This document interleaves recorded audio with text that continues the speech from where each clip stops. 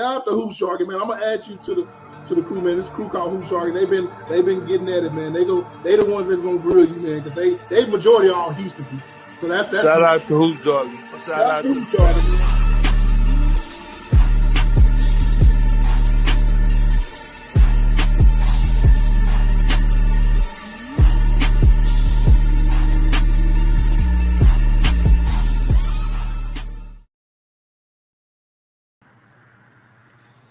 Shout out to Hoop Jargon.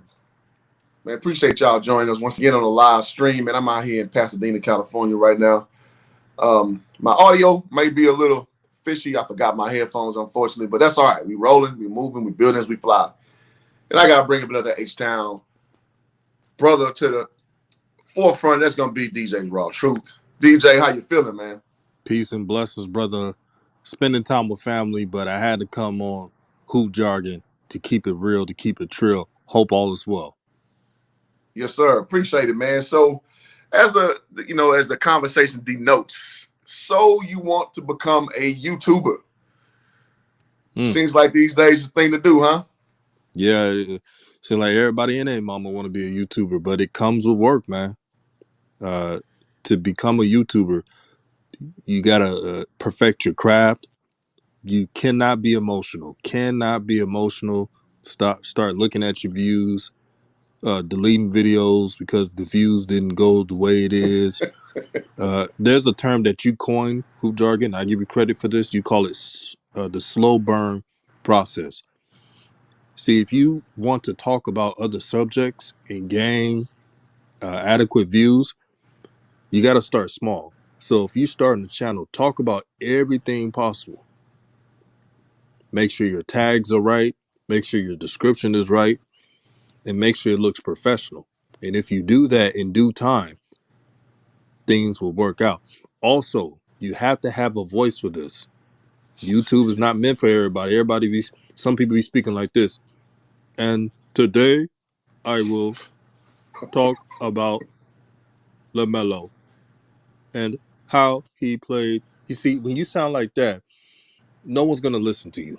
Them speech classes going to come in handy. Them speech classes you were sleeping in school. You'll come back and whoop your ass. Yeah, and DJ, you cooking, man. Let me address a few of these comments real quick. Everybody coming in full throat. Shout out to Rap God Reloaded in the building. Shout out to my boy Flight Sports TV. Y'all sub to that man channel. Great YouTuber, man. Rap God again says salute Flight. My boy E Black TV, another great YouTuber and brother. He's been on the show before. I've been on his show before. Very, very, very good at what he does, man. Talks about a lot of black issues and what have you. Well spoken. He's a thinker, and I tend to gravitate towards other thinkers. And Flight say taking notes. Yeah, man. DJ got the game, man. You know, I'm gonna give you what I can give you. But yeah, you can go ahead, bro. Yeah, I talk with various people about YouTube, how it is, and what's my process. As for people who know me, I work just like Hoop Jargon works. So it's like working multiple jobs. Now, Hoop Jargon, he's not gonna let YouTube take up much of his day. He's told me that countless of times. You know me well, sir.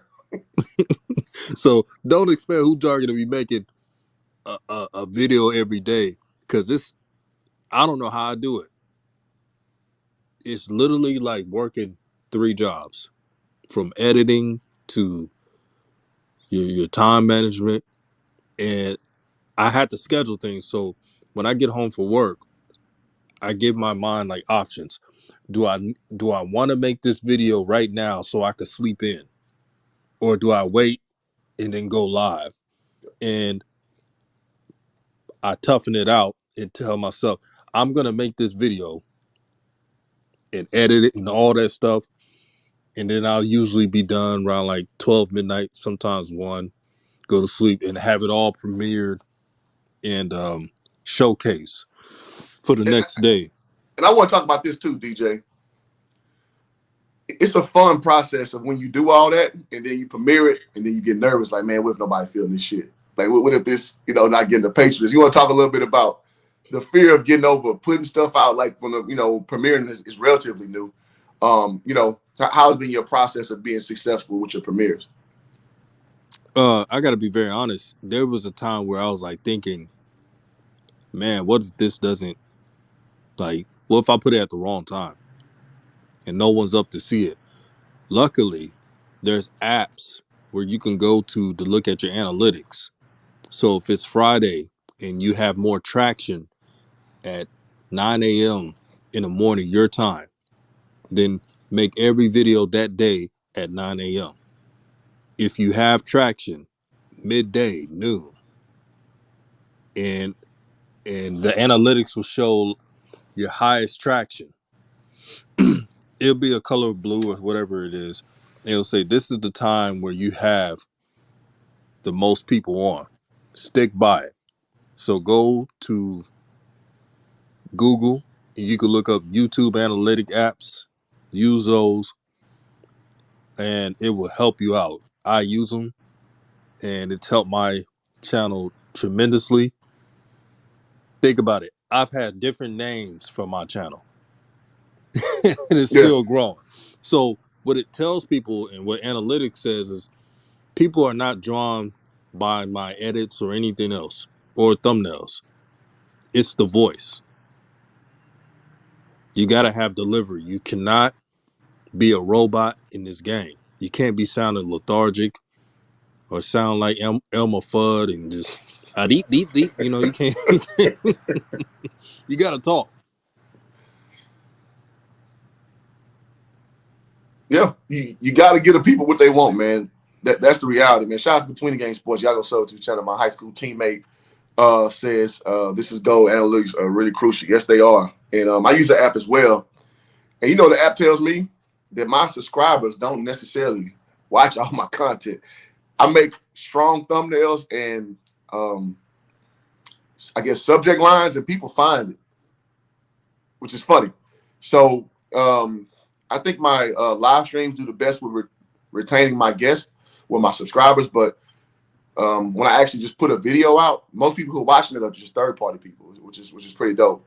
So I think with me coming, being more consistent, being YouTubing, which I mean, I got a pretty decent sized channel, of just reconnecting with those who are normally subscribed to me. So, and was it, kind of a smack in the face a little bit when I first looked at it? Yeah, but I don't mind being honest. So like, okay, I need to know like who watches my stuff when, because you got to know. Because again, me being like, like you said, YouTube ain't gonna take that much of my life up. I still, when I am doing it, I want to have the best impression, as far as online clicks and viewership and what have you. Shout out to Big Spell One in the building, says, "Yo, peace, bro, peace." So yeah, man, and I love that caveat, because a lot of people don't think that on the back end about the analytics that you got to look at, and the apps are easy to use. Like you just put your tag, your YouTube tag in there, and it does all the work for you. Like it is not hard at all. For me, I'm a simplicity guy. Like it has to be like damn near spoon fed to me for me to do it. So yeah, now that's a great call out on that, DJ. And speaking of tags, this is some real game that most YouTubers will not even tell other YouTubers because they want to be the top dog at this. But it really doesn't matter if everybody has the same. Let's say the closest YouTubers. Let's say me, you, in between the game sports, flight sports, swag buzz. Many others. Yeah, The CFO podcast had the same subs. It doesn't really matter if that happens because they'll eventually watch because what people do, they binge watch at times. absolutely. So when I watch swag content or I watch basketball content, depending on what I'm interested in, I will watch a couple of videos. Facts. See, we got to get rid of this I want to be the head YouTuber complex. Yeah. And y'all know what I'm talking about. That these are the same folks that brag about having an interview. Oh, I had an interview with such and such. See, only my channel can do that. But your channel's no different than anybody else. You may have more subs. When I watch Between the Game Sports, he sounds as good or better than most of the top content creators when it comes to swag or HBCUs or just sports in general. See, it's the voice, it's not the subs. I've seen people who have 500 subs can speak with the best of them They just need an opportunity and need a way to showcase their Their talent. ability on YouTube. Absolutely. And you know what's funny? But between the game sports, he don't even like to talk. Like Right. he don't like to talk. Will does not like to talk. And when he first started his channel, I told you about him. When he had 2 subscribers. I was like, dog, this dude right here gonna be good. I'm telling you, because he has a wealth of knowledge, especially in basketball. And I remember I started my sports training company, man, and Will, I brought him on as one of my trainers. I knew he was better than me. He was better. I knew he was better than me. Shout out to Ghost, man. A Ghost loyal subscriber. If I figure out how to give you a wrench one day, I'm gonna give you a wrench, because I don't know what the hell. Man, I gotta work on that. Yeah, you say I hate to talk. He's right, man. Like, Will has never been a guy who liked to talk like that. But I guess maybe seeing me push through, because I like to talk, but then I'm weird sometimes. Then I don't want to talk, because I talk when I feel like talking. I guess that's why my videos are so sporadic. And one thing I don't try to do is cheat y'all, man. I don't want to put stuff out when I'm not feeling it. And sometimes I get aloof. I just don't want to talk. If DJ hit me like back in the early days, like, hey, let's do a show. I'll be like, man, let me see. Man, I'll jump in and out. You know what I'm saying? You know how I am, DJ. Right. Yeah, and it's because, again, you wouldn't tell because I have a big personality, but sometimes I just don't feel like talking. And I just, it is what it is, man. Your boy Ghost is funny. He said, That Ghost hilarious, man. Man, Ghost will derail your whole stream, man, with them side comments. Man, but navigating through new YouTube, brother, I learned that, and this is the reality that people sometimes ignore because they see the good things of YouTube and think it's all hunky dory and happy go lucky. Absolutely. At times, you got to vet some people, man. I like associating with people who got their own thing. Like Jargon, he got his own thing. He got his own career. Like that's why we're cool, because he don't really need YouTube like that. He likes what it provides, but he don't really need it. Just like I don't really need YouTube, but we do it because we like the sport. Now, when people ask me, "Well, DJ, aren't you monetized?" And well, yeah, I mean, I might as well. I'm not letting YouTube use my free content so they can make $1 billion industry. So if you're monetized, go ahead and get monetized. That's the thing about YouTube. They're actually hustling people. Oh, yeah. All these views and stuff, even when you start out and don't have enough, they're doing it. They're gaining money from it, and you're not getting anything from it. Even when you're monetized, you're not getting enough. No. You know that ad revenue? You know what I realized? It's supposed to be more money than what they give to these content creators. What's that? And I'm not surprised. Yeah, it's just like the pimps and hoes game, man. The pimp gonna get the most money. That's how the game is designed, and I'm okay with that, because at the end of the day, this gives me an outlet to get my thoughts out. Some videos do better than others, and to your point, the game is even coded before you monetize. If you have a big video, my biggest video to date, 27K views about Coach Sanders, right? I ain't see a penny off that doggone video. I had another one, was a YouTube short, which is, I did like well over, I think at this point, 400K views. And it was right before I got subscribed with LeVar Ball when I went to the estate. I ain't see a penny off that video because he was right before I was monetized. I was like 900 some odd, subscribers. So, I mean, the game is cold, but if you keep, it's the thing, like you said, I don't need YouTube. I make good money outside of YouTube. Now, I do want to get to the point where this can come close to or match what I make in real life. I do want that. I'd be lying to you guys. And, that brings another thing. Guys, in this world, if you have gifts, if you have talents, you should be compensated for it in some capacity. In some capacity. What I don't like is when YouTubers are being disingenuous. Like, oh, well, this money going, I ain't going to cheat y'all. It ain't going to go nowhere else. Bullshit. Your money going to go to maintain your lifestyle, which it should. It should. If you taking time out your day to do this, you should be able to reap some benefits, man. Life ain't about charity, man. And I tell people, and Shaw's a little big name. He coined this phrase, is purchasing the product. So I'm not begging you for cash app. I want you to purchase. If you like what's going on, give a cash app. Give a super chat, because I do it, and DJ know when DJ first got monetized, I was on that thing just, yo, we need to normalize this. DJ got a great show. Now you sitting at almost 6,000 subscribers, man. I remember me and you was struggling in the 200 range back in the 2020. Bro, remember those days when we was almost to 500 subs? We was like, man, Yeah. we really think we was big time. Oh yeah. Oh yeah. Oh yeah. Those are funny times, because at the time, DJ, I remember me and you were like within 100 subs of each other or some shit like that. And you just took the hell off because no, you got a better YouTube voice than me. Nobody will ever argue that down. But it's dope though, because like you said, everybody can offer something to this space, and you don't have to be envious of the next man, because we all different. We all got different gifts, and we bring a different perspective. And I think that's why people, like you were saying, the same subs will binge watch different guys, because each person bring something different to the game, if that makes sense. And shout out to E Black getting a super chats going, man. Appreciate it. Drop a little something for the cause. I appreciate that. You know, super chats get priority, man. I see y'all cooking in the comments. I'm gonna get to y'all. I don't want they dropping some good comments, bro. Can you go to the P rolls about ad revenue? Okay. All right, E Black, I'll put your comment back up there. And then we're gonna go to the homie Big Spell One, because Big Spell One, he been supporting our channels from the. He has. Rap God from the beginning. Rap God been around since the struggle days. Rap God as well. P Roll says YouTube ad revenue only pays out 15% of what your channel grosses. Then again, YouTube is meritocracy, so people just gotta grind. Yeah, absolutely. That's the reality. And when Big Spell One was talking about some people try to shame YouTubers for getting money, there's a lot of hate in this game and jealousy. They see that your channel's growing, and they see that you have a voice, and you have a voice for the voiceless, for the people who agree with your talking points but didn't know how to say it. Yeah. So they envy and jealous of that.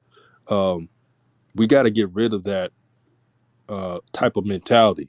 And I'm just talking about society as well. Because if we root for each other, you may not agree with everything, but if we root for each other to succeed, there's power in this. The ultimate goal, especially for our people, is to gain power. So why would you let YouTube use your content for free and you get nothing back? Yeah. Here's a hypocrisy. I've seen folks that don't use the monetize button, right? And they say, "Oh, I don't do monetization. I'm better than that." Trying to shame other people, right? But here's a hypocrisy. They use Cash App. So they get more back. Well, that's hypocrisy. Yeah. I mean, well, here's free game on that. Go ahead. No. I was just saying it's the funniest thing, bro. Yeah, free game on that, because when you give super chats, you get less of a cut. When you get a Cash App, you get the full amount. So that's just game. That's smoking mirrors, man. That's so you basically show a level of piety. Oh yeah, nah, I ain't for all that, because that's the way people associate being greedy, getting super chat. But if you get a Cash App, oh, that's different. That's me. Saying for off the love. No, it's the same thing, bro. It's the same exact thing. You just trying to repackage it, but in essence, you're getting 100% of the contribution with the Cash App, right? And that's what it is. It's just game misdirection. I mean, it is what it is, man. Exactly. And it's funny. All that I get back from YouTube goes right back in YouTube. Goes right back in YouTube. Thumbnails. You know how the game. Yeah. Your StreamYard, you got to pay for that. Your edits, editing you got to pay for StreamYard every month. Yes. Every month. Nobody talks about this. That's facts. Y'all want to know where you have to be to make a living off YouTube. You need about I call it the wonderful 50,000. Meaning when you have 50,000 subs, you have enough subs where if they don't watch, if all of 50 don't watch, you could at least have 20 to 15,000 watch your videos and support you. That's enough to have adequate living. Now, to be balling on YouTube, you got to have about 200,000 subscribers or more. I'll call it. That's the balling stage.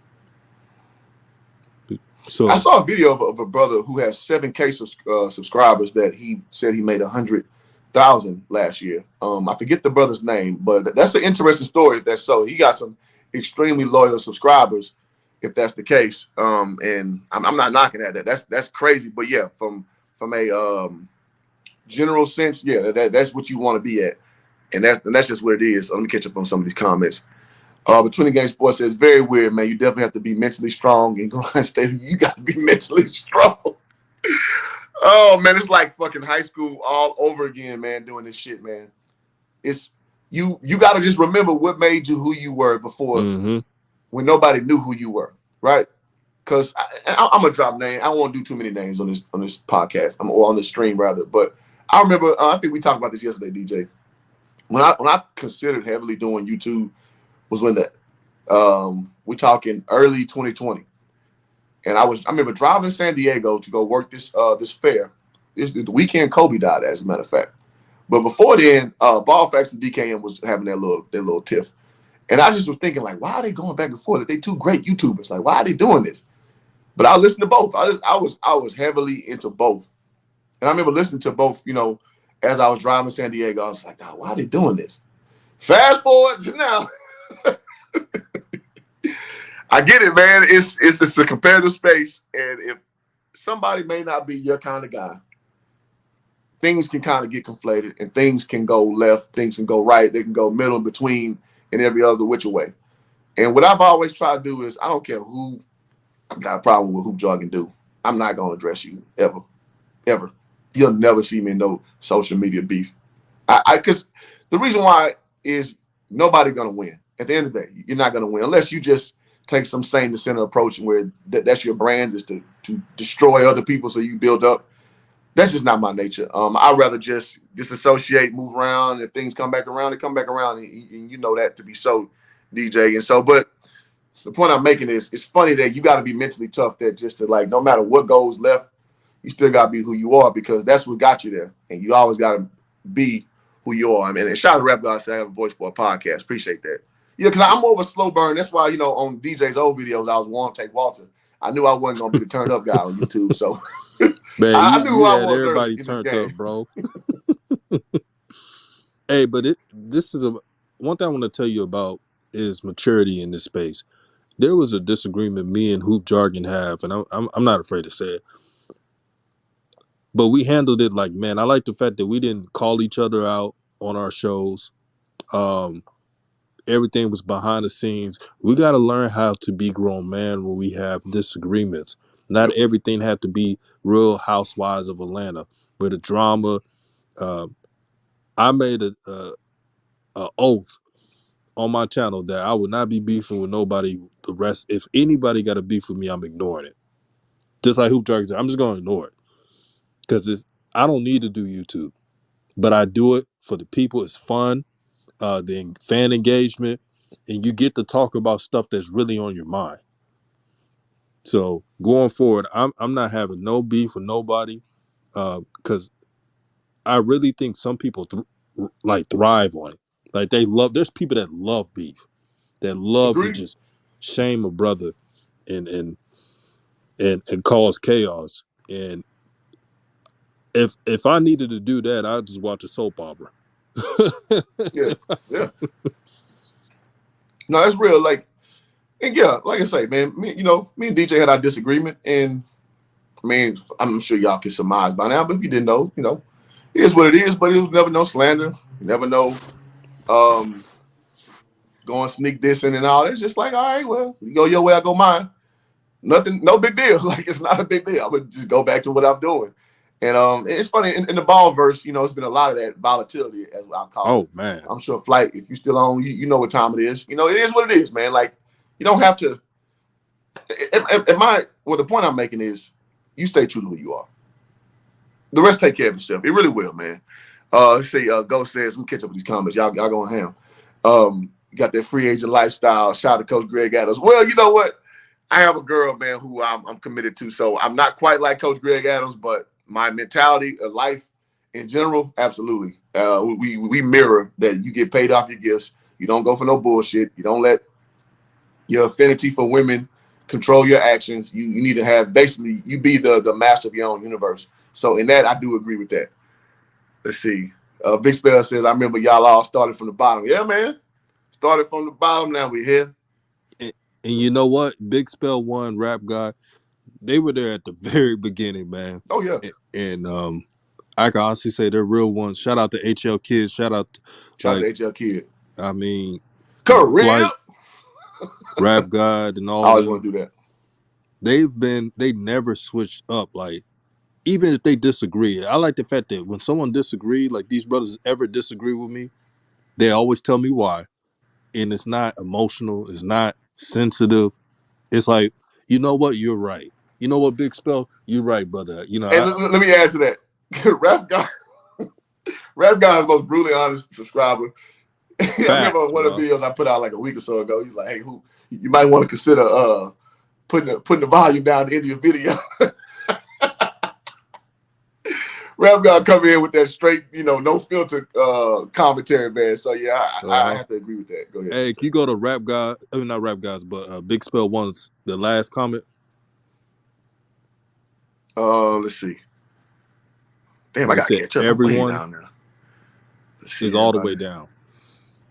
There you go. And that's perfectly said. Big Spell One by saying everyone in YouTube don't think like you all. Other groups beef in YouTube as well. I'm glad HJ and DJ kept their disagreements behind closed doors.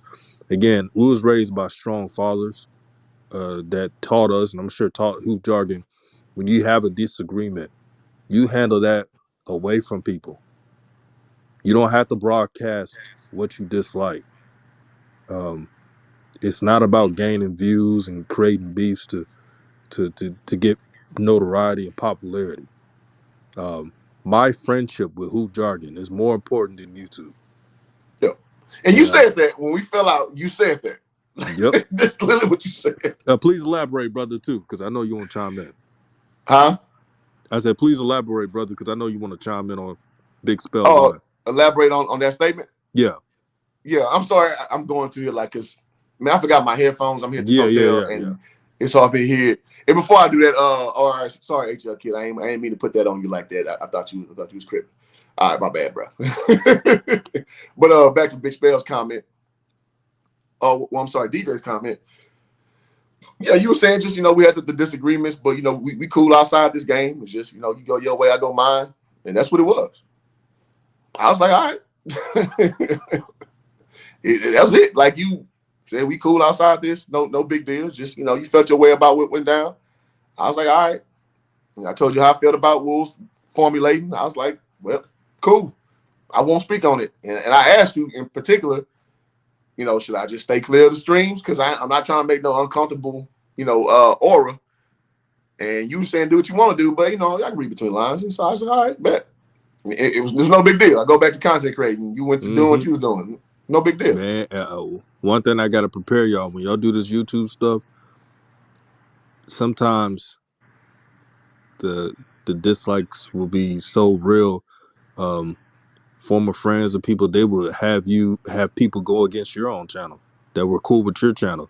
So you got to be prepared mentally and stay focused. My focus on YouTube is create a reach of togetherness and civil discourse. Whether we agree or disagree, we got to bring manhood back into sports talk. We got to bring brotherhood, sisterhood. We got to come together and be okay with not all thinking the same. See, we all want to be a monolith. We want to go along to get along with everybody's talking points. But when you really listen, instead of just being a follower, you understand that these type of conversations are needed, and it's good to be different. That's the most important part of it all. The difference makes us unique, and that's what, again, it gives you. We all bring something to the game. It's just like basketball, man. On the court, you can't have a team full of dribblers. You got to have a finisher. You got to have a big man. You got to have a 3-and-D guy. You got to have different people that add to the collective. You can't have a team full of the same archetype. And then the YouTube game ain't no different. And shout out to Sire Tice, man, a guy who I've got to know really well over the YouTube game and coming from the Black Manosphere. Co-hosted me doing the Malik Rose interview and several other shows, man. Shout out to Sire Tice, helping me actually. And I have been started reading the book, that Unix book, Tice, by the way. It's going to help me transition to the tech world. You know what I'm saying? So, but he says rap God is a mainstay. Question. What if you bros disagree on a controversial topic like defund the police versus more police, jab versus no jab? Y'all can understand the connotation with that. Jay-Z not being a deity, I think he is. And you start talking about Jay-Z, you're going to have somebody pull up on your doorstep, man. Well, I can say this. My brother. If you don't feel like answering those questions on your YouTube channel, it's understandable. You don't have to. When you have personal beliefs, you don't have to have those conversations. Now, Hoop Jargon knows me better than a lot of people that say they may know me, that used to rock with me. Like Hoop Jargon been rocking with me since I was like the struggling YouTube stage where you just get 100 subs and you happy with that. So Absolutely. Absolutely. But as Hoop Jargon knows me, he knows that I have a different viewpoint, and I'm one of those awake brothers. So I know there's only a few can handle that realness that I speak or what Hoop Jargon speaks. So some of it I just keep under closed doors and talk with my homies and my family about, because a lot of people may not understand where I'm coming from. But if I look at an audience, you got to know your audience. If your audience understands you being real and understands that you may say something that they don't agree with, but you're okay with it, then you can say it and ask those questions. But if you know your audience is sensitive, don't even bring it up. I'm just being real with y'all. That's facts, because you got to understand. You got to understand steps ahead. So if you have a strong standpoint, you got to understand that you may alienate part of your patronage. And what I try to always embed in what I do is that I have pretty strong views. And if you don't like it, I understand, but I'm not going to change. And DJ, you know exactly what I'm talking about with that. Again, you got to be comfortable with who you are, be comfortable with how you want to divulge your views. And Tyson, you know this as well. You know, I ebb a little bit conservative. I'm not a conservative, but I ebb a little bit that direction, coming from not being that way. Not being that way growing up, like at all, like not even close, right? So when I do approach certain things like black issues, like you were saying with the police versus defund the police, I am more willing to ask, okay, so if that's an issue, how big of police, issues is it compared to these other issues in our community? I'm willing to ask them questions, because I think we avoid those kind of things sometimes, because the squeaky wheel gets the grease, right? So the more polarizing issue in our community tends to get the most attention. And I'm willing to ask, okay, we understand that's an issue, but what about these other issues that we just gloss over? Like, these aren't like bedrock issues in our community. I'm willing to say that, because again, I'm more take it or leave it. Like, you don't like what I'm saying, no problem.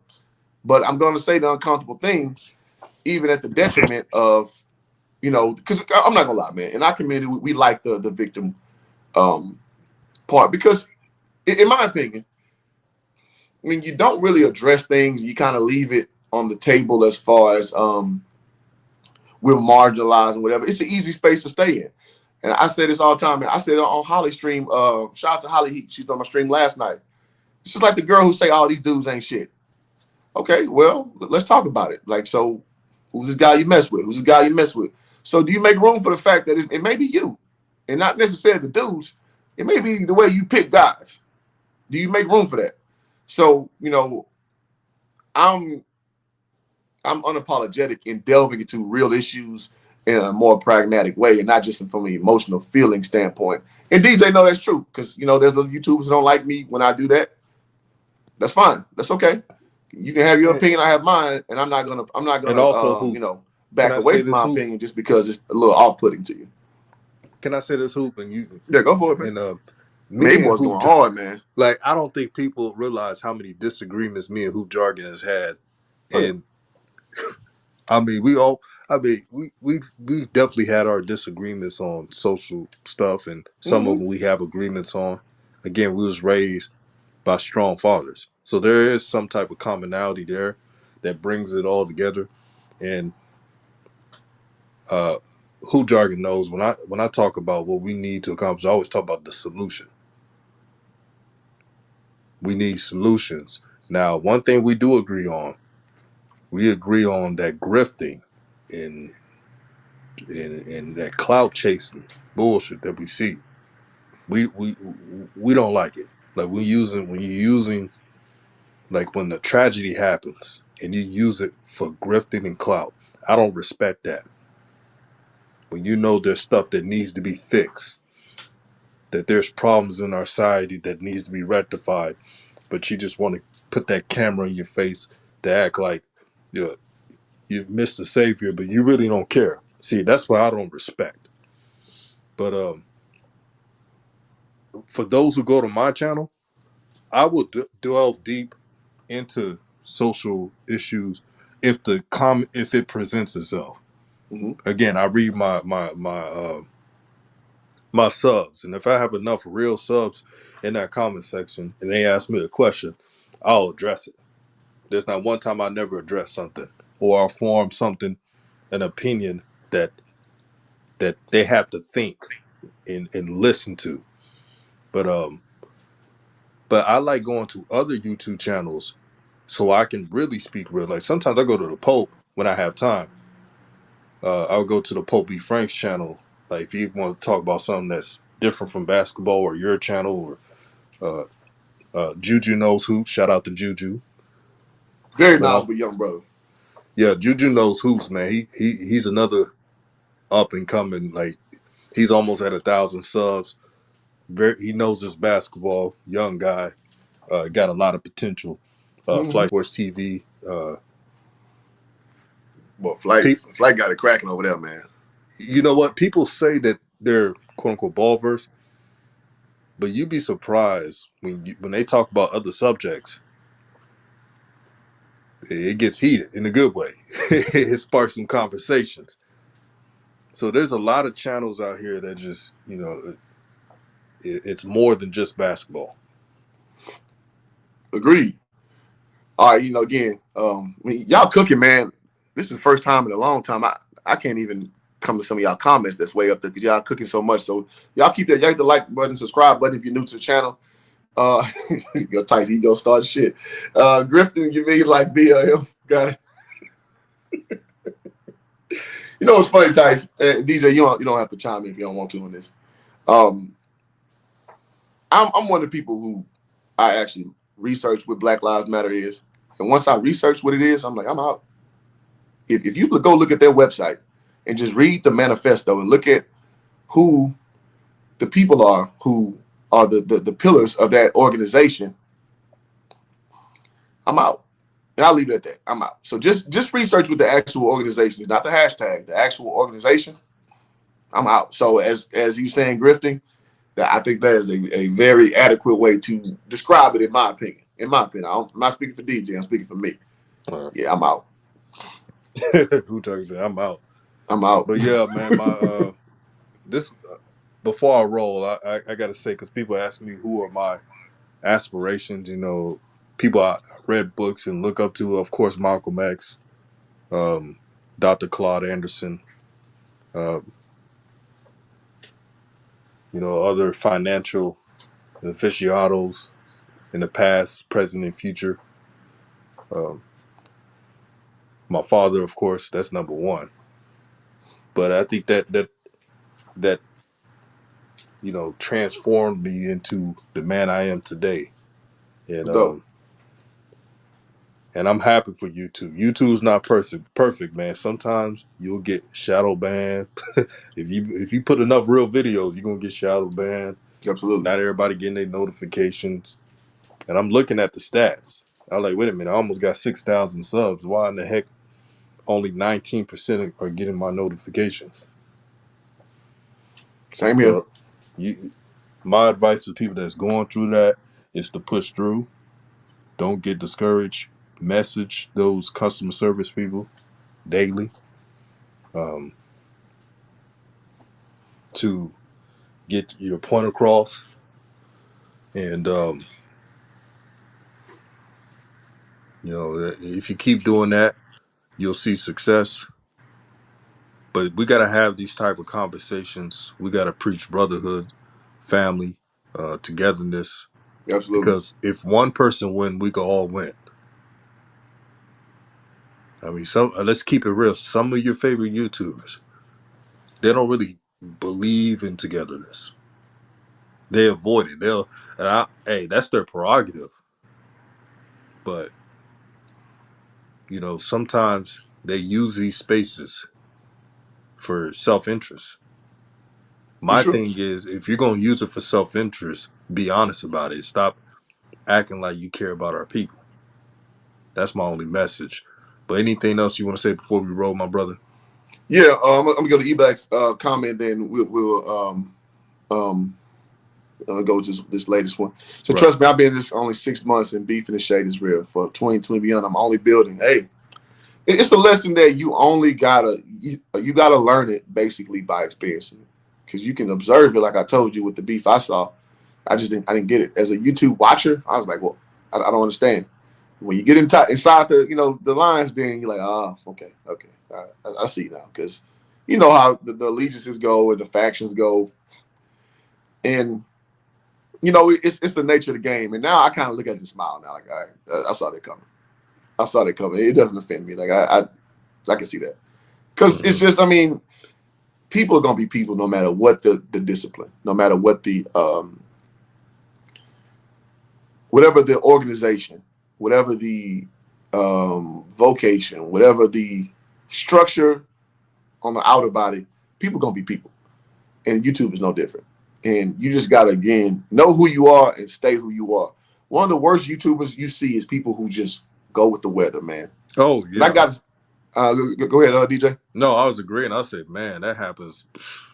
Seem like every day. Every day, just switch around to whoever who can do something for you, because eventually people gonna see through you. It's like, all right, you just holding your loyalty out to whoever will support you, and you gotta be able to stand up on your own. You got to. If everybody said that I ain't messing with hoop jargon, you know what I'm gonna do? I'm gonna keep making videos. I'm just gonna keep being me. It is what it is, man. Like, I can't control. So again, with having fathers, you only can, you have a solid sense of confidence that I only can control what I can control. My dad taught me in sports, man, don't worry about the referees, man. You got to play. Mm-hmm. So I can't control the referees. So one thing I never did when I coached, I never let my kids bitch about the referees. I'm like, you can't control that. What you gonna do? Make the referee call something? Think of how many times you watch the NBA game. How many times the referee overturned the call when the guy started getting all in his face? 0. It don't happen. So you can't control that. So worry about what you can control. I look at YouTube the same way. I worry about what I can control. If I can't control somebody's cantankerous personality or whatever, I mean, whatever. That's a grown man or woman. It is what it is, man. It is what it is. And HL Kid, he capstoned it perfectly. Talking facts. I was never with the mess. I ain't with the mess, man. I promise you I'm not. You can make 1,000 videos about me, sneak this and whatever. It matters me nothing. It matters me nothing. Shout out to Juju. He's really good on YouTube. He just needs good mentors around him. For sure, he's young though. Young guys need that for sure. But he knows his sports. He's staying on his square, which I respect out of any man, no matter the age.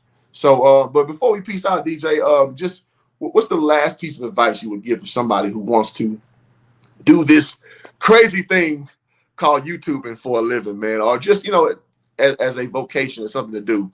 What based on what all we talked about, what piece of advice would you give out to up and coming YouTuber?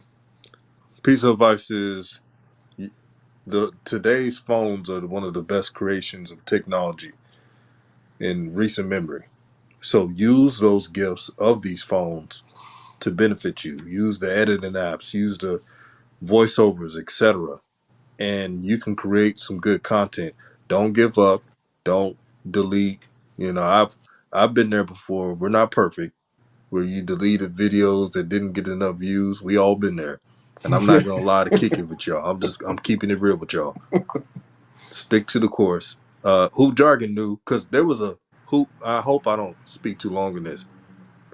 The bad thing about YouTube is people who don't know you for real, but only seen you on YouTube and had minor conversations, they think they know you. Mm-hmm. They were saying, remember that hiatus I had? Yeah. They were saying that YouTube deleted all my videos, and I needed to ask another YouTuber to gain more views. That's not true. What happened was I stopped doing YouTube because what was going on around the country with George Yep. Floyd and everything else, and the problems we was having, COVID. So I deleted my old videos, but I kept my account so I could comment on other YouTubers' channels, like I did before having YouTube. Hoop Jargon and DKM talked me into coming back to YouTube. This is a fact. That's the reason why I came back to YouTube.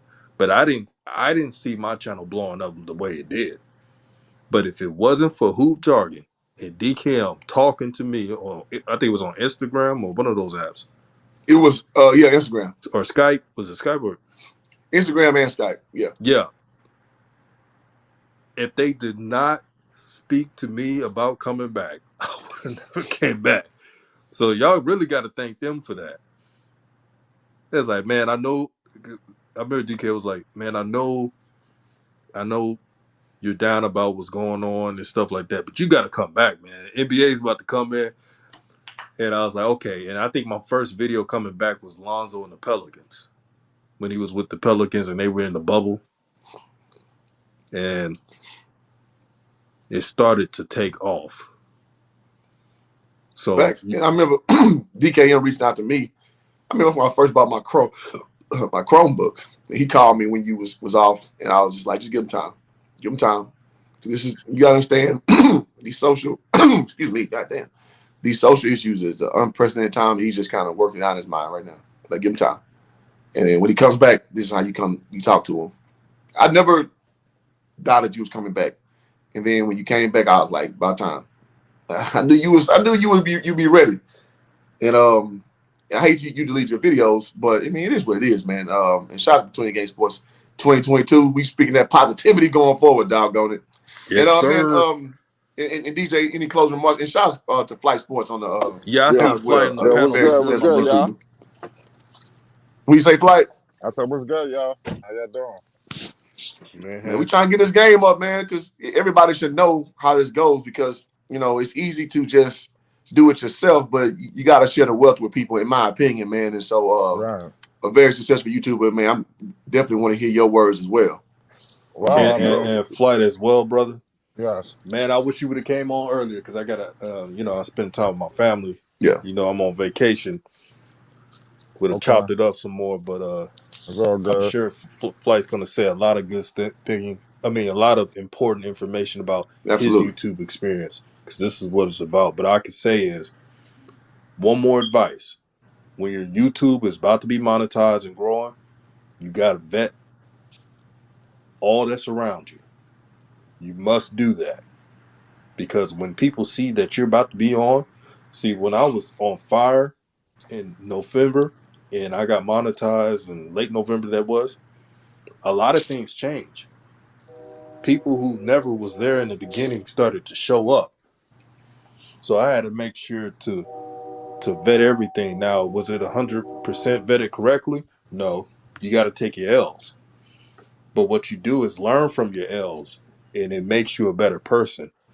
My channel is better right now than what it ever was, because I took my L's and I didn't pout or anything. I was like, man, I'm gonna use this as motivation.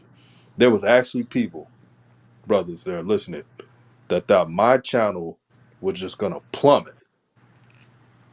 I changed my name back. It was Nation United. Now it's Djsrawtruth, and they thought, oh, it's not gonna really grow. Look at it now, it's almost at 6,000. So if you believe in your product, if you believe in your brand, everything's good. So just stick to what you know, and everything will pay off. That's all I had to say. Shout out to the panel, man. Shout out to everybody supporting Hoop Jargon, supporting my channel, all the YouTubers, Flight, the Pope, Between the Game Sports, everybody, man. There's a lot of names, man. Let's keep building. Let's keep the positive energy. Again, no beef in 2022. really all through the years. Because if anyone's beefing with anybody, I'm ignoring. Just ignore it. That's my approach. You already know what time it is. Yeah, I live on an island. I'm not gonna let YouTube ruin my good life. I ain't. But man, That's blessings to everybody, man. I'm about to head out. Salute, All right, DJ. Salute, bro. Two flight salute HL. I see you, my brother. Salute, DJ. You know what's brother. What's Peace and blessings. Yes, sir. what's good, Hoop Jargon? I see What's good? What's good, FYF in the HL? building.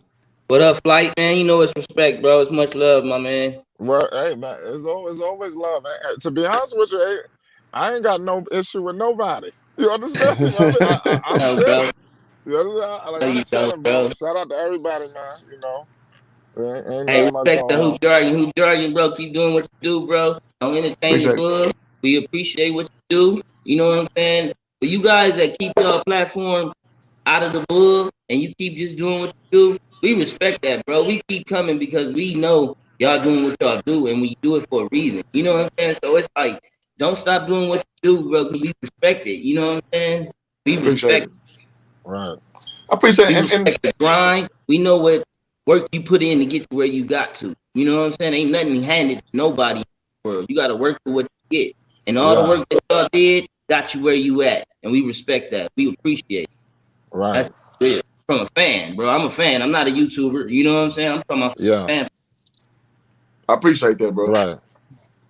Yeah. I mean, because at the end of the day, you got to be able to see the trees through the forest, man. You can't get caught up in the moment on everything. At some point, you got to see, all right, this action can result to that. And do you really want to be attached to that? You know what I'm saying? And that's what you got to always constantly think of. Because I'd be lying, especially on Flight Channel, if I ain't, said I ain't got out of pocket, with a few people. Shit, with me and Pope. I mean, our first that's interaction, men. damn, there was me and him going at it. You know what? I stepped back. I was like, bro, my bad. I shouldn't have came with you like that. You know what I'm saying? Hey, and we've been bong ever since. As men, we gonna have little conversation with our conversations and whatnot and disagreement and stuff. But as a man, we should be able to respect your opinion, and you respect mine, and go our separate ways from it if we don't agree. You know what I mean? That's it. All. You know what I'm saying? Like I'm gonna give you an example. Like I was out here cutting hair in the city. I kind of had the city closed to me. You know what I mean? It was kind of just my city for cutting. New barber moved into town. I guess everybody, he'll hit everybody up for a cut, and they like, oh, I get a cut by kid. Woo woo woo.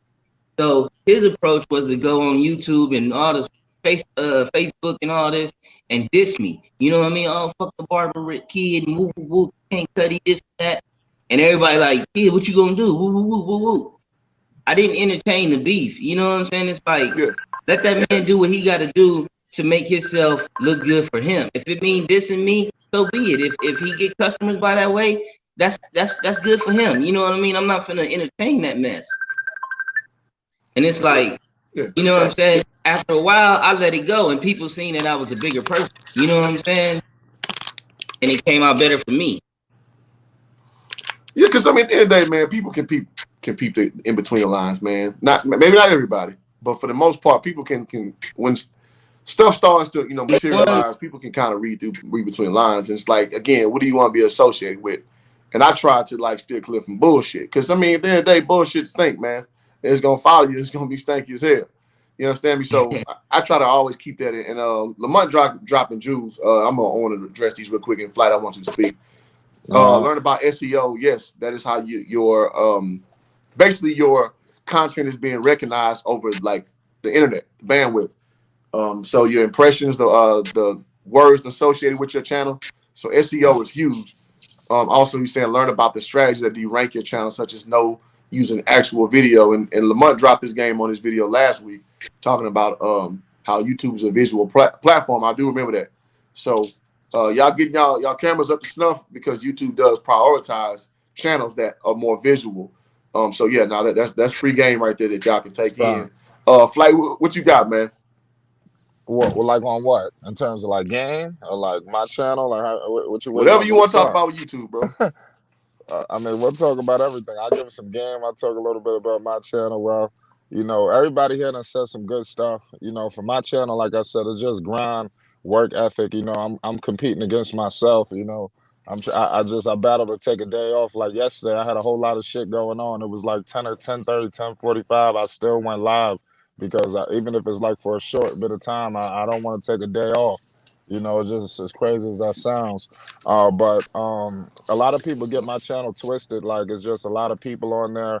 You know, believe it or not, man, I started from the grind, man. I started making videos, you know, uploading videos off my phone right on my damn dining room table, you know, 10-minute videos back to back to back, you know, and to get to this level, you know, it wasn't easy. You know, my first views was like 10 views. I was doing $50, 50 subscribers, $50 giveaways. When I get to $100, I was telling people, you know, when I get 100 subscribers, I'm gonna give out $100. These are things I was doing to get to the little bit of subscribers I had.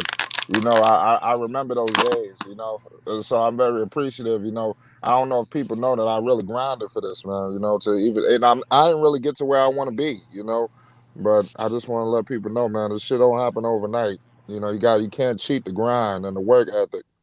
You just got to put your grind out there, man. That's it. The people respect work ethic. Forget about what happened yesterday.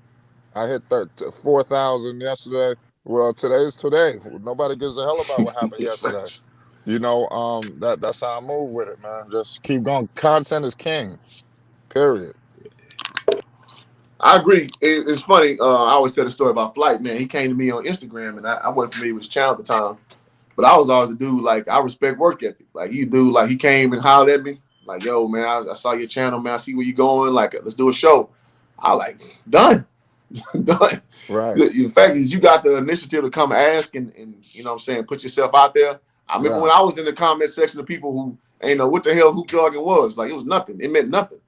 Right. So, and that's another thing too, guys. Like, don't be afraid. If you want to YouTube, man, hop in the comment section, get familiar with people, man. And it was an honor even getting up with you at that time, you know. Appreciate it. And that's why I try to do now. I bring in a lot of YouTubers. Like, I don't know, people, like, when they talk to me, like, when I'm talking to them over the live, you might, Flight is just wild. He's just talking crazy. It's such a wild channel. When I'm talking to guys like yourself and other creators, it's never, yo, hoop jargon, what's good, my nigga? Da, da, da, da, da. Pardon me, but I'm just saying, you know, it's always respect. Hey, when are you available? You know, it's things that it's like we really try to conduct legitimate business, you know, and network. I've never disrespected a content creator, whether small or little. You understand? Never. Whether big or small. You know what I'm saying? I've never disrespected them.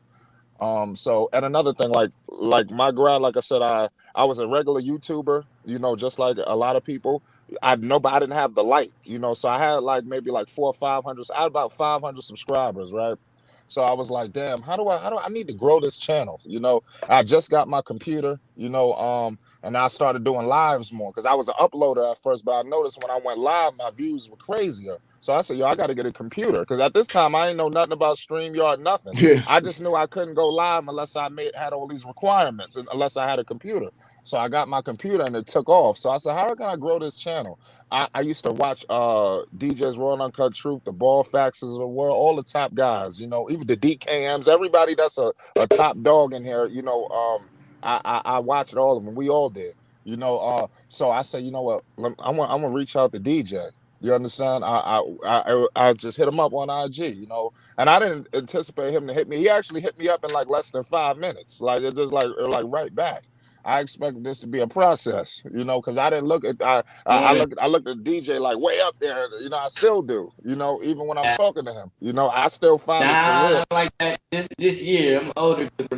Yeah, I still find it surreal that you guys even recognize me and y'all are talking. Because I remember just sitting there. I didn't even have a YouTube channel. I'm at work listening to DJ on my just at work while I'm working, just hearing his videos, listening to Ball Facts. Now these guys are holding me in high regard. They're talking about it. I'm very honored. You understand, to be amongst you guys and y'all welcoming me like this.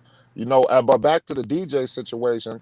That's pretty much jump started the whole entire Flight Sports TV to a bigger level.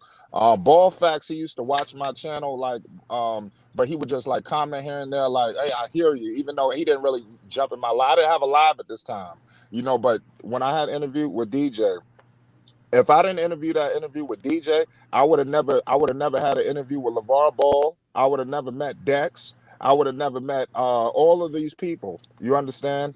So that's why I'm saying a lot of people They forget about what got them to the points that got them where they're at. And that's one thing I always said. I'm that same guy, Hoop Jargon, who hit you up on IG that day asking for an interview. Ain't shit changed about me. I ain't about no views. Ain't nothing about no nothing. I'm that same dude who hit you up on IG today as I was back then. And I'm gonna consistently be that same person. So that's just my motto of the whole situation. So that kind of put me on a bigger stage. Because I was a YouTuber. I knew how to put out my content, my thumbnails. Nobody had to teach me this, but I didn't have the light. Nobody knew who the hell I was. Nobody, I just was making my videos, so DJ was like, hey, yo, Flight Sports TV. And then everybody started shooting over there, and then, like I said, the shit just went to a whole nother level, it just kept growing. And then connected with more and more bigger guys, like I said, and then it just took off to a whole nother level. So that's just how it happened with Flight Sports TV. No, I mean, you take the right cosign, man, and you prepare for the moment, and that's you gotta be ready, man. Shout out to 47 for the Hoop Jargon 100. Shout out FYF too. He put me on some serious game. Lamont in the chat, salute. People don't talk FYF. People don't give him enough credit either. He's the type of guy where you can talk to him, he'll give you some game. Like he be having high profile situations. You see what's going on, but FYF will give your ass some game. If he don't come to your channel today, he talk about the reschedule when he gonna be available to come through. So I give credit to FYF, man. He done helped out the channel a whole lot. Yeah, FYF is a definitely unapologetic guy. We disagree on sports takes, but I mean, he understands basketball at a high level. I do too, and that's part of the game. Like, yeah, so everybody's talented, So like I said, every video guys giving good pushes. This is a great community. You understand? People, I'm telling you, I had this conversation with a couple of YouTubers. I don't think a lot of creators that's out right now and up and coming and people that are big dogs, you yourself, Hoop Jargon, DJ, I don't think we realize in the moment we're in right now. I'm telling you, 4 or 5 years from now, they're going to be talking about us. You understand? They're talking about us now. But I'm just telling you, I'm telling you, 4 or 5 years, we're going to be like, damn, this dude went into this, that guy went into that. Damn, like, I'm telling you, people gonna be like, yo, we was telling y'all, you feel me, what we need to do. Yo, this stuff is going on. Bottom line, there's a lot of stuff popping right now on YouTube right now, period. So you got to get on your business hats right now, everybody right now. So all this goofing off, dude, that's not going to sustain. It's not sustainability right now, because there's a lot of shit could be on the woodworks right now. I'm telling you, so. You just gotta play it smart, man. Everybody play it smart, and hopefully you still around here. You feel me? When the dust settles, I like that because it's gonna be some casualties can happen behind this shit. Facts.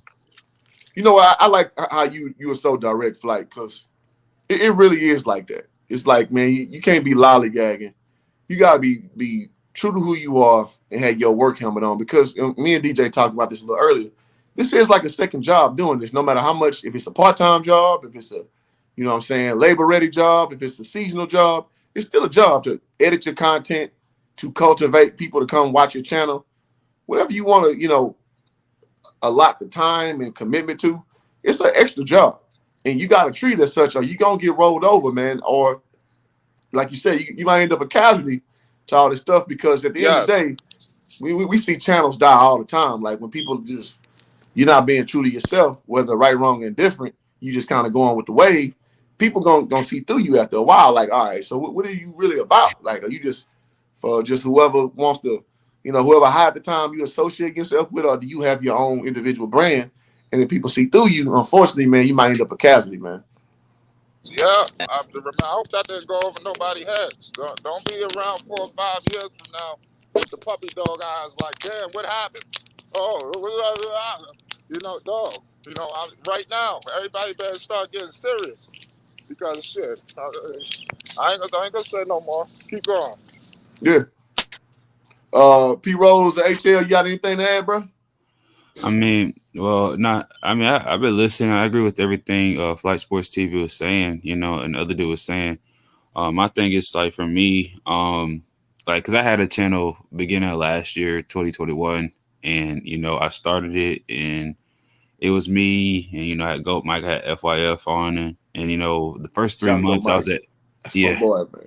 yeah, the first 3 months I got to like 360 subscribers, and then there was an incident on one of my lives, and YouTube basically just shut my channel down. Damn.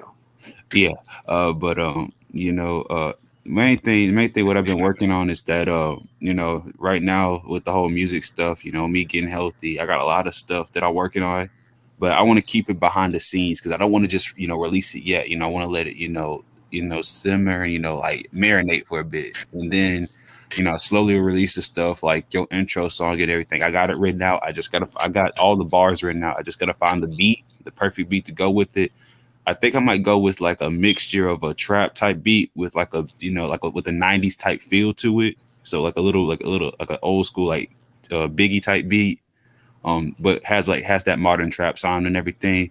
But it's just a lot. But you know, right now my focus is, you know, school, you know, getting healthy, school, but that other stuff just letting it marinate. And then when I got the time, just, you know, send it out and everything. I'm more just, you know, like to stay behind the scenes and everything, do my work behind the scenes and everything, not much of publicity and everything. So No, and I like that too, because that's another sector of YouTube that people don't really factor in. It's like, all right, you don't want to be at the forefront, but you're a part of the movement.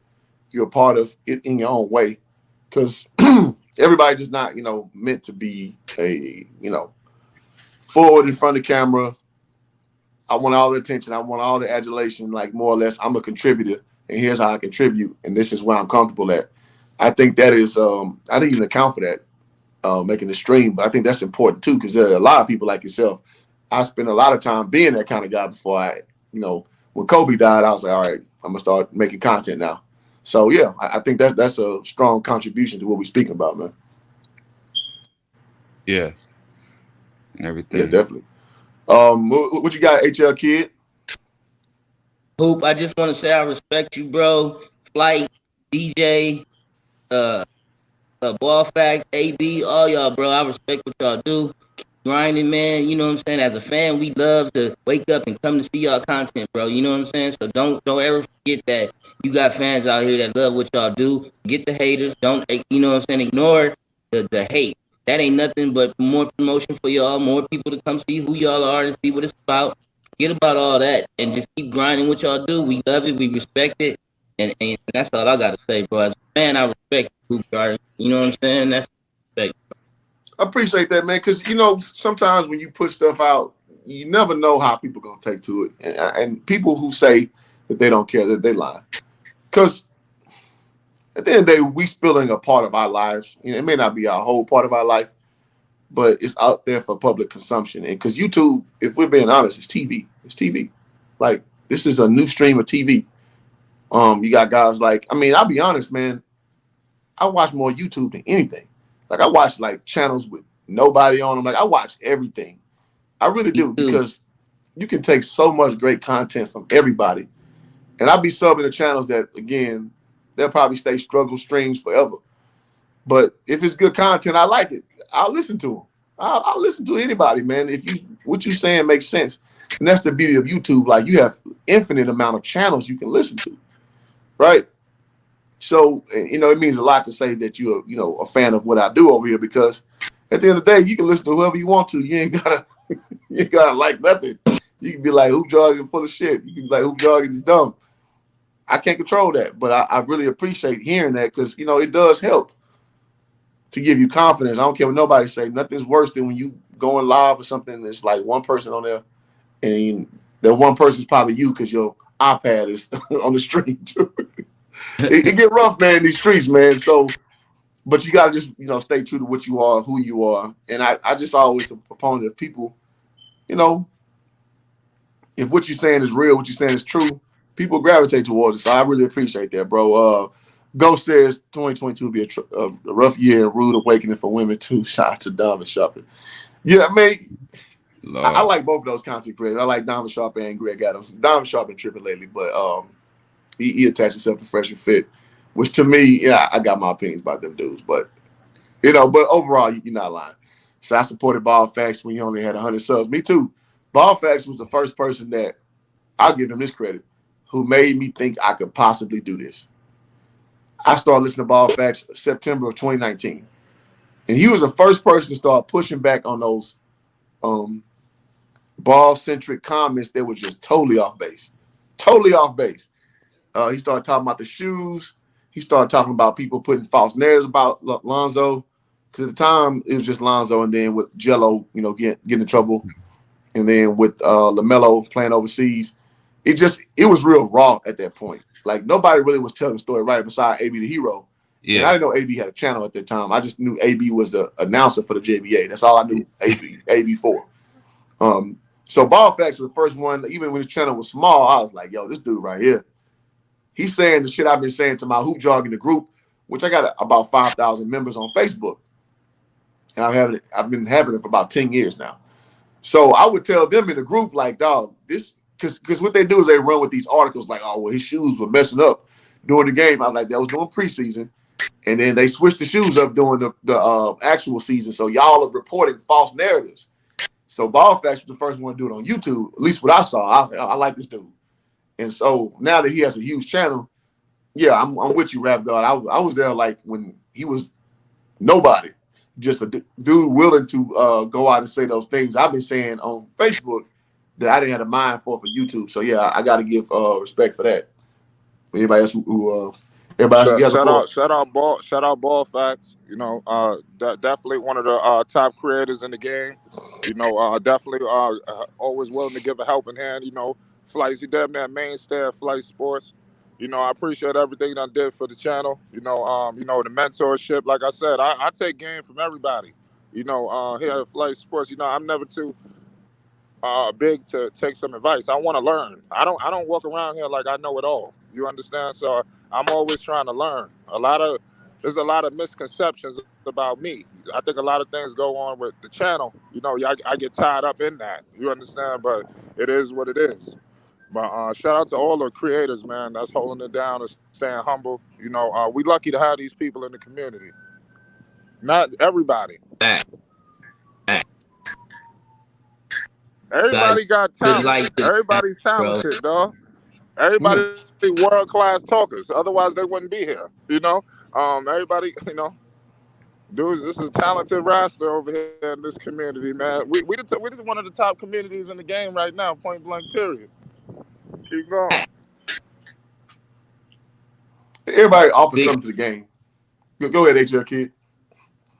I was saying that's big facts. That's big facts. Like, y'all keep doing what y'all doing because they know it. The mainstream media want to tear these family down, want to make dad look bad, tear these kids down. Right back. But you guys put them in a big light that makes sure it balances things out. So we know what's the real. You know what I mean? And we love that. We appreciate it. No problem. Not no more. We appreciate it. Y'all keep doing what y'all do. Keep grinding. Love it. You know? The real fans love it, bro. We tune in because y'all do what y'all do. Yeah, that's what I'm saying. It is what it is, man. Hoop John, you there? Yeah. I had to step away. Man. Everybody out there down that grind. You know, are y'all creators over here? I mean, I gotta get back into it. You know, I just got work to do, but I gotta get back into creating. You know? I know it's a grind.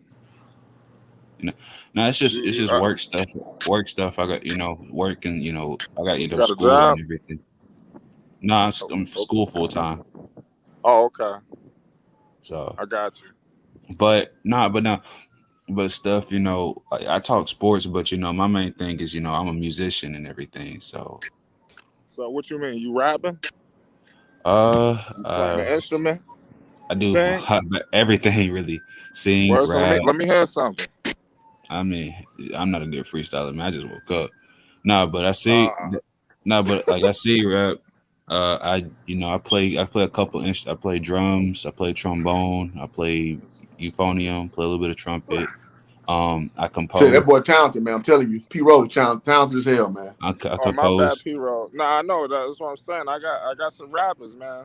Yeah, I mean, the weird thing is that rap is not even my strongest suit. It's really, you know, the stuff with the instrumentals that I'm good with, like, you know. You talking about? You make beats? Yeah, I do that too. But like playing instruments, that's like my Oh, strong playing. suit. Oh, okay. My Like bad. drum sets my thing. Like playing drum sets, like that's my best thing I do. That's the like everything I do musicianly, playing drum set, playing trombone. That's like those are like my top things. Like I can sing, rap, write. Writing's not hard. And then composing and everything. What I learned, is that you listen to music. You learn how to structure songs, and that's what makes the writing process easy for me because I'm not the best Absolutely. I'm not the best freestyler. Like I'm just keeping it a buck. I'm not the best freestyler. It's hard for me to come up all stuff, without thinking about it. But like once I learned how to structure songs, I can write bars and I can know where to play stuff. That's what makes it easy for me because I just know how to structure songs and how the song structure works. So but it's a work in progress. I'm trying to get to the point where it just comes without me having to think about it. I can just, do stuff off the top. But that's what I'm learning in school right now. So That's dope. And yeah, I used to be a rapper, man. Not people. A lot of people know this when I was like 19. And yeah, like the more you are in the studio, you learn arrangement, you learn how to structure songs. It makes all that stuff easy. And I would argue that it's made it easier for me to do this YouTube thing because it's more or less the same mind as far as structuring a video as with structuring a song. You learn how to work within the confines of a actual song, like you said, instead of just freestyling, because you basically train your mind to work within the confines of a song structure, or in this case, a show structure, and to hit you learn the how can I put it, the wavelength that people listen at, and that's why guys like R. Kelly are so good at what they do, because he understands how people receive, melody, song, pitch, tempo, and he's famously known for most songwriters like write their stuff down. R. Kelly don't write down nothing, and I know this is not the best example with his personal life, but I'm just kind of staying true to the art of what we're talking about. He used to arrange songs and know the female voice, the male voice, and put it all down where like the artist didn't really do nothing, just go do the part that he said go do. Yeah. As you know, he wasn't the best at conveying his thoughts, but he was a genius. And it's hard sometimes when you're so smart to convey that to people who need more structure. You understand what I'm saying? Like it's like the thing is, I use structure because structure. If you have structure, it opens the door to. It makes being creative a lot more easier. Easy, yeah, for sure. Because like when if I know the structure, that means I can branch out. Like when it comes to rap, if I want to rap in the triplet field, which is the most modern, it's the most modern thing. That's where you get like mumble rap. That's like how Migos is popular, a lot of rappers and everything. But then I can go into a little bit of drill rap and everything, New York, Chicago style, and then you delve into like the Eminem, the bar lyrical, the modern lyrical style and everything. Is really just combining with rhythms and wavelengths, because what most people realize, it's not the bar that gets people. It's not the bar that gets people hype. It's the tone of the bar. It's what rhythm or what beat the bar comes on. And it's how it conveys with the instrumental that gets people hype. Because I could just say something and it could literally sound good. But if it's not if it's not coming at the right context and at the right point of, the right point and the right meter, it's just going to sound like something average. So. No, that's facts. Because our ears are in tune to certain frequencies. And, there's certain hertz levels. I don't know if you was on the stream when I was talking about like the God hertz. It's like 777 megahertz or something to that effect. People are, whether we know it or not, we're in tune to like those type of vibrations, and good sound composers like Quincy Jones, they know that. Yeah, man. I don't, man. You bring up Quincy Jones, man. I had to do a project on that man last semester. Oh, really? That was whole project, whole arrange. I had to rearrange one of his songs. It's called Cool Joe, Mean Joe, Killer Joe. It's a pretty good jazz tune, everything. But so like if I'm listening to the proper sound, most sound frequencies people listen to it comes at around 440 hertz. That's like common. But so, and then like for Culturized, R&B culture, you know, in terms of, you know, music styles, we just like to hear a lot of diatonic chords, which means it's a lot of major chords, but it has that little minor stick. That's why, you know, when you hear something like Usher's Confessions, if you know the interludes and Confessions Part 2, you listen to it, it's melodic, it's very melodic, but it also has a low minor tone that makes you, you know, just get into it. And then when Usher sings the interlude, that's what gets you into it, because he's singing a major melody over a minor bass line. And that's common in R&B music. If I want to talk about country music, they play at the same hertz, but it's a different chord structure. So it's all about what, like you said, it's all about what your ears are common to. And, you know, like in the Black culture, the R&B is connected because, you know, a lot of stuff that stems from the R&B culture and the chord structure, it stems from the Black church, you know. Yeah. Like, like if you've been to church, you know, if you hear a certain chord, if you hear certain chords, oh, you know, oh man, we about to have a shout section. It resonates with you. You just know. You know, you hear the dun, dun, dun, dun, dun, dun, that chromatic. I was like, oh, yeah. I was like, you know, me playing drum set, I hear that. I'm like, oh, it's about to go down. Yeah. Yeah. 20 minutes of nonstop playing. Yeah, I'm used to that. So, you know, but it's just a hearing thing, you know. Right now, it's just, you know, I still want to be a student of the art. That's always been my goal, to never be satisfied, but always stay a student of the art. So, you know, going into this semester, you know, it's just, you know, different structure, you know, just being behind the scenes, but also just, you know, with my professors, just learning, you know, not taking too much ahead and everything, but just, you know, being comfortable being in the backseat, just watching them teach me, and then, you know, taking what they teach me, and then, you know, get what I need to do. So that's really what my goal is for, you know, this year right now. No, that's smart, because you always got to be a student of your craft. You always got stuff to learn.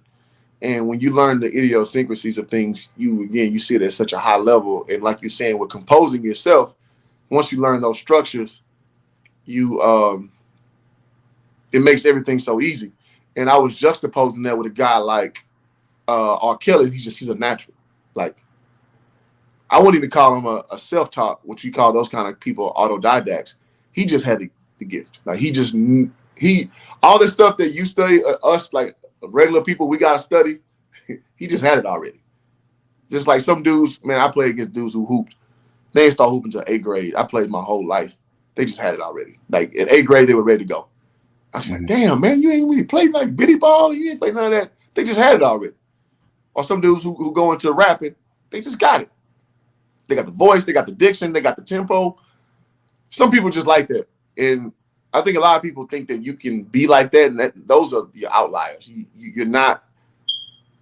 Those things aren't normal. But for us non-super apex gifted people, it behooves you to learn the art. And that's why I like to hear what you're saying, because I've been kind of, I have no reason to really get into music, but I like learning the process of things. And then when you learn about the hertz level, I was just like, damn, it's something I never thought of. Like, damn, like people really are receptive to the hertz level of songs, because it, like you said, it resonates with culturally what they're used to. Yeah. And that's why people say, I don't even know why I like that song. You like it because it resonates to what you're used to hearing, the rhythm pattern and what have you. Go ahead. It's not the rhythm. Even some, like, I be listening to, like, I don't even listen to, like, my genre is, you know, R&B, gospel, you know, hip hop. You know, that's my thing. But there's popular, like, I look at the demographic. There was popular there was a song that came out in there was a song that came out in 2015. It was like a pop song. And the thing is, but it was popular with, you know, black people in America, because it had the same, because the structure was just like, it had the structure of an R&B song, but it was a pop song. And like, there was a demographic that say, you know, black people, they just love it. It was popular on Spotify. They did something. It's like, where, you know, black people in America, they just love this song. I forgot what the song was called, but it came out in 2015, around 2015, 2016. But it was like, but it had the same structure, so it can cross genres. But I'm just saying, it's just, you know, it's a culture thing. Now, if I breaking down how everything starts, everything comes back to everything comes back to, you know, classical. Like every genre comes back to classical, and that's where you get into music theory, how chords work, knowing your scales, because you have your 12 major scales, you have your minor scales, you have your harmonic minor scales, you have your melodic minor scales, and then you get into whole tone scales. And what people realize is that you have the different eras of music, but during the 1900s when jazz was getting around, and you know the great migration when black people were moving from the south to the north, and you had, you know, jazz bars and everything.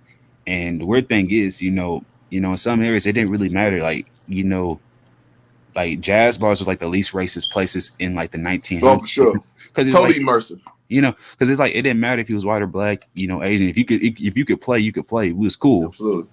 So what happened was, like, black jazz artists like what's his name, trumpet player Miles Davis in the 1950s.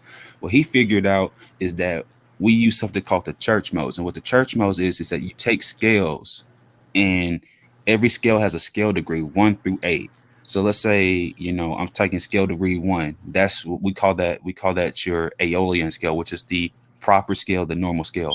But if I start on scale degree 2, you're changing the way the thing sounds. And what black jazz artists did, they figure out, okay, we could change this sound and we can create different chord qualities and we can create our own sound. So you got jazz and then you got blues, and then you add drum set to it, you add drum set, you add auxiliary to it, that create rhythm. Now you got rhythm and blues, R&B. And then you get into the 60s, into the 70s.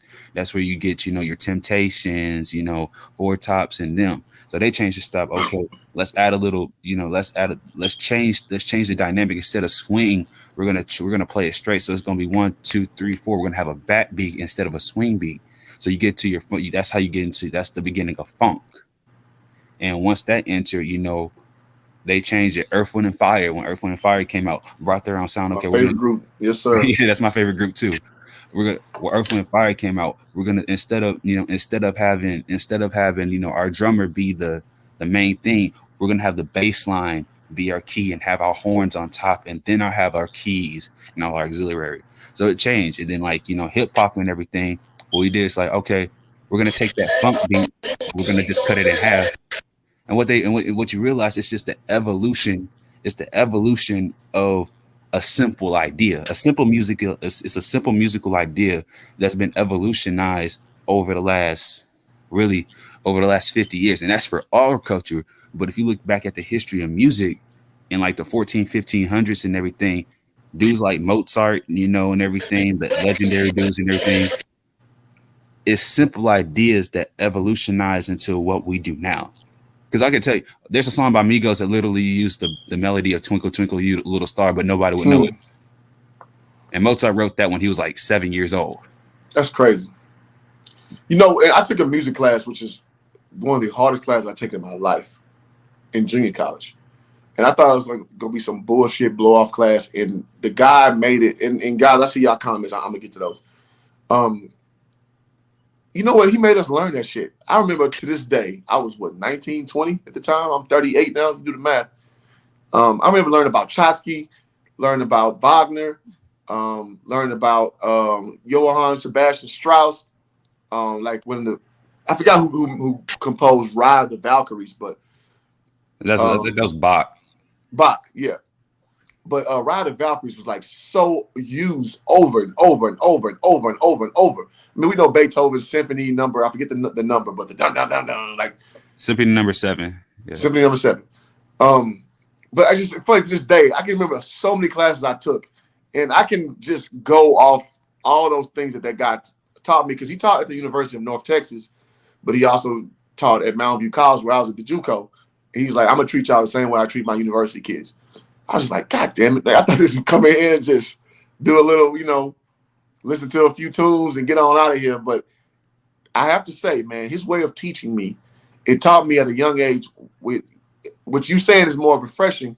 I remember the names and the compositions more stringently, but when you back it all down, that's really how you know these pieces come together. And us, you know, you mentioning Earth, Wind, and Fire, a lot of people have remixed and redone their song structures and what have you, and repackaged them many times over. That's permeated over different genres. And I want to say this too: Earth, Wind, and Fire had like this esoteric aspect of their music and their graphic work and what have you, where their shit is gonna be around forever, man. If you look at all their album artwork, I think it resonates with people on that esoteric level too. We talking about the pyramid, talking about the All Seeing Eye, the Eye of Ra. You see a lot of sun deities and what have you. Like they were so in tune with everything, because we talked about how these chords and these hertz levels resonate with people, but the visual does too, and people don't understand that. And Earth, Wind, and Fire just encapsulated that at such a high level all the way through, man. All the way through, man. Shout out to AB the Hero, pulled up on us, man. Appreciate you.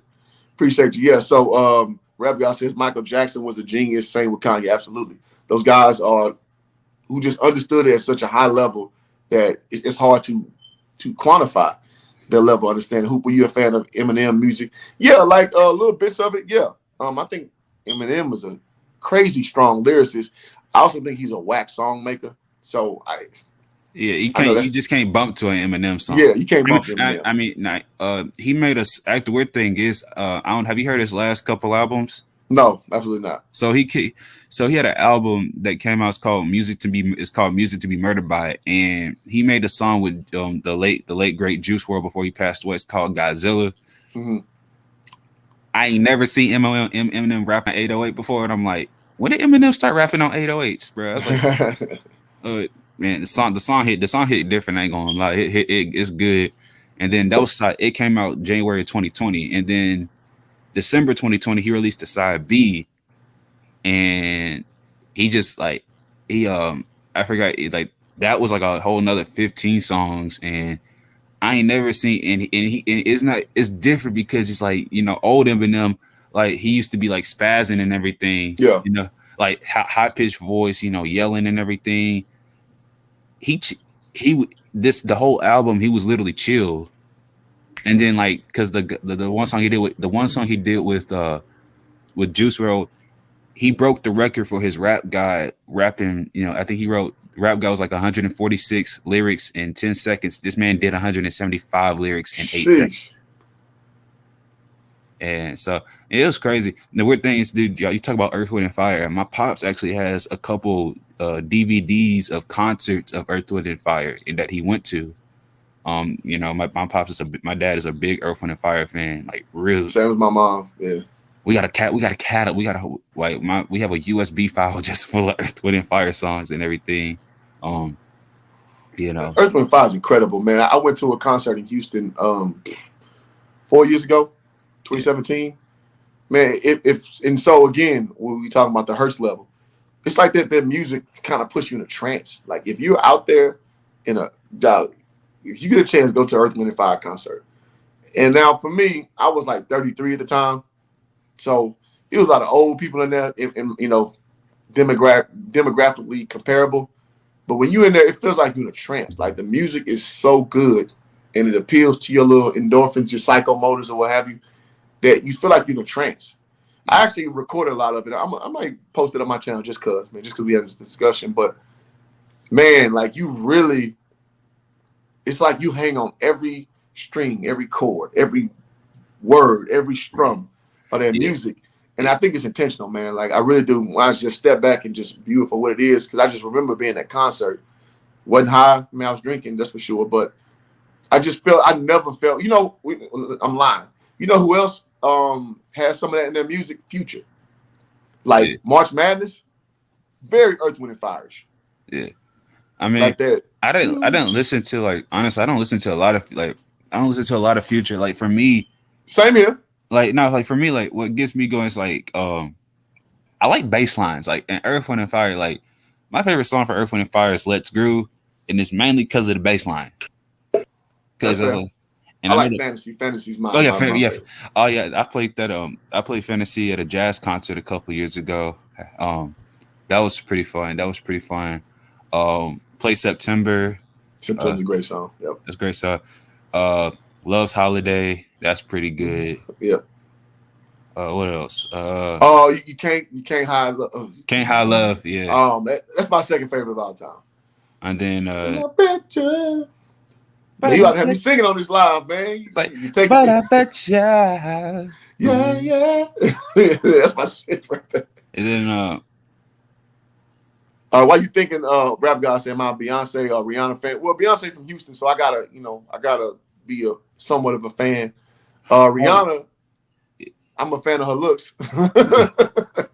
Have been when she first came out, I was like, man, Rihanna fine. And nobody was on Rihanna back in 2006. I was like, actually fine. And so she's only proved me right over the years. But man, the weird thing is, so I was in Houston. I was actually in Houston back in 2015 for a family reunion. First of all, I thought Nashville traffic was bad. Lord have mercy, Houston traffic different. But I was at Houston. We actually went to the recording state where Beyonce used to record with Destiny's Child back in Houston. We actually got to meet. My family actually got to meet Beyonce's dad. We actually saw the Grammys on the wall. Matthew, he a cool dude. Yeah, we saw he intense, but he cool. We saw the Grammys on the wall, all the awards, the pictures, and everything. Because I got a cousin down in Houston. He actually plays guitar, but he plays guitar for R&B artists, gospel artists, and everything. And he's a recording artist himself. His name is Lucius Hoskins. You look him up. Good guitar player, good dude, everything. But I realized and everything is that like going that experience is like, okay, like, and he was talking to us. He's like, it's like the work we put in, people don't understand. Like the work we put in was relentless. And it's like, I asked him a question. It's like, I want to be a musician. I was like, what do I got to do? And he said, you got to start loving. You said you got to love the grind more than you love the reward. And I was like, okay. And like I didn't realize. I was like, okay, I'm 15. I'm 15 at the time. I didn't realize that. So now I'm 21, be 22 in a couple weeks. I'm like, oh, this is real. Like he was right. Like you got to love the grind because the grind ain't easy. Like being in a class where you have to write chords and you have professors that are like, well, if you don't do it my way, you're going to fail. And you got to overcome that and everything. Because it was crazy, man. So funny backstory, I used to be really good at art, like visual art, like painting, drawing.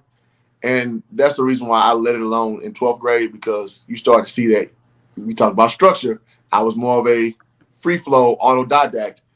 And the way that they wanted me to make art, I was like, you're not going to tell me how to make art because I see it in my head the way I see it. And so you're absolutely right. That's why I gave it up. I probably shouldn't have, but sports, started taking over. Sports took me far. So, but yeah, I literally had that same conundrum, like of when people limit your creativity, and it sucks, man. Yeah, I feel you. I feel you, man, because it's like, but one thing, one thing I got is that, the one thing I got, is I'm well rounded. It's not just music, it's not just sports. Yeah, I do a lot of drawing. I ain't gonna say I'm an artist because that's my sister. That's my sister's gift. That's my sister. But I draw, a lot of cartoons and everything just for fun and everything. But I feel like that's something. That's just something I do. It just depends on what. It just depends on how I'm feeling, but I like to stay well rounded. Being well rounded, you never know what's gonna happen. You never know who you're gonna meet. So, absolutely. Because like somebody might say, well, oh, you can talk sports and everything, and oh, well, we can bring you on this podcast and everything. You can do this, or the fact that I play so many instruments. Might not be a drumming gig out there. They might meet me the same background as somebody, so I can do that. So I just I'm like, I'm well rounded, but I know what my gifts is, but I want to make sure that, I can be marketable with multiple things, not just, what I'm good at and everything, what I love and everything.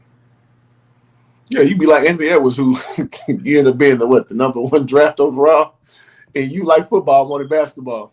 You never know, man. You never know. Yeah, I mean, I was always like that, man. I think having a creative mind, you can permeate it in a lot of places. Like, again, luckily I grew to be 6'7". That was cool. So, basketball is what I pursued heaviest. But if I ended up staying 5'9", like I entered high school, I would have been more in art. Like I was really good. I won like a state competition called the Vase VAS or whatever you want to pronounce it, VASE. I was really good. I got a scholarship offered to Texas Women's University of all places, which I was like, hell no, I ain't going to no damn Texas Women's University. But I had a partial to go to another school I could get, this was 9th grade when I was offered this shit. But so when I say that to say, when I remember being a teacher and we had these projects, we had to like draw something visual and blah, blah, blah. I would naturally take to it, like, I'll do it. And everybody like, damn, Mr. Franks, you can draw. Like, oh yeah, I can draw. Like, because it's something you suppress. Like, I don't really draw no more like that. But if the time calls for it, I can draw from it easy. By draw, I mean to conjure up the ability to draw. I can do that. If you need like some major production painting, you give me a few tries, I can go back to that level. It's just embedded in me. So I permeate that into like my thumbnails. I think my thumbnails are pretty good. I learned about arrangements and negative space and what have you from my advanced art classes I took. Even though it's a new game now, like I don't know how to use Photoshop like that. So I use these phone apps. And it's a little bit of laziness involved, but if my job had to be that, I would have crisp A1 visuals. I just do literally the thumbnails I produce, they probably take about 3 minutes to make. About 3 minutes. I don't have headspace beyond 3 minutes to make the thumbnails. It's too much to think about, man. I gotta think about it quick, and usually I'm on the toilet when I make them. So I have to say it's funny how your gifts can like re-emerge in certain spaces. You know what I mean? If you just have the ability to unlock what you're capable of, bring it back to what we're talking about with YouTubing. Your skills can show again in this space. They can show again, like this is damn near a culmination of everything in your life you learn. So like what DJ was saying, if you're not good at speaking, you're not going to do well on this platform. But if you're a good speaker and you just never really pursued it, this is your chance to exhibit it again. If you have this bevy of knowledge that's just useless knowledge that, you thought, you come on YouTube and you can come talk about what you know and people will be receptive to it. And that's the beauty of this platform, man. It's the beauty. Even just a contributor in the comments, the keyboard warriors. You got a lot of information. You're just not a good orator. You can be in the comments saying excellent, poignant comments that has value. You know what I mean? And so it's just funny how all those things kind of permeate to the discussion of what you were speaking about and how it goes. And so William Garvey says Gap Band is from Texas. Didn't know that. I like Gap Band to drop the bomb on me, baby. My favorite Gap Band song is Outstanding. Yeah. That's the classic. Yeah. Yeah. I like the Daz Band too with the Whip It. Let's say it, Whip It, baby. All night. That's my shit right there, man.